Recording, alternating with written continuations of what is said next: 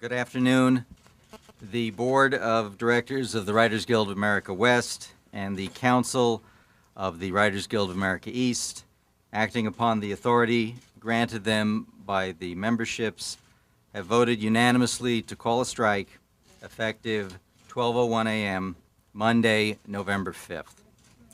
As many of you know, 3 weeks ago, the members of the Writers Guilds of America voted overwhelmingly to authorize a strike if we could not reach a fair and reasonable deal with the Alliance of Motion Picture and Television Producers.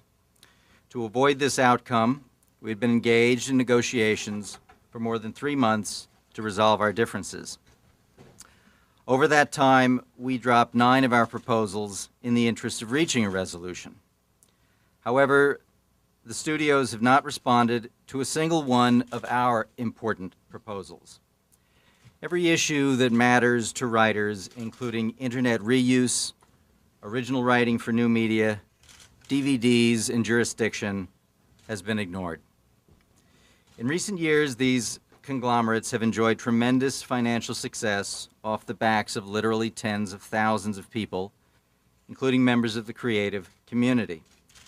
One part of that community is the writers, whose work serves as the blueprint for television programs and motion pictures. And although the industry's pie is continually growing, our share continues to shrink.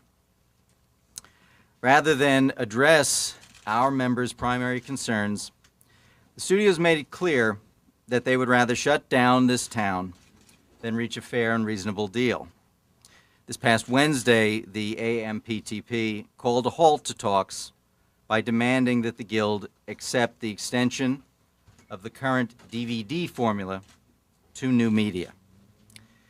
This is not an action that anyone takes lightly, but it slowly became apparent that the studios were not prepared to deal fairly with writers or the rest of the talent community. The companies have refused to agree that writers must receive fair compensation when their work is broadcast on the internet or downloaded on iPods or cell phones. Our position is simple and fair. When a writer's work generates revenues for the companies, that writer deserves to be paid. For the creative community, for the City of Los Angeles, and for all viewers who have come to appreciate our work product, we are sorry that the studios have put us where we are. We are committed to seeing this through and are willing to engage in any further discussions if the studios so desire. I will now yield to Michael Winship, President of the Writers Guild East, for some comments. The Writers Guild of America East represents screen and television writers who live and work east of the Mississippi. As Patrick has said, the Council of the Writers Guild of America East today joined the Writers Guild West Board and unanimously approved the negotiating committee's recommendation to strike. Patrick said this is not a decision we take lightly. In fact, we make it with great sadness and reluctance. There is still time and a deal to be made before this strike begins. We urge the studios and the networks to come back and bargain fairly.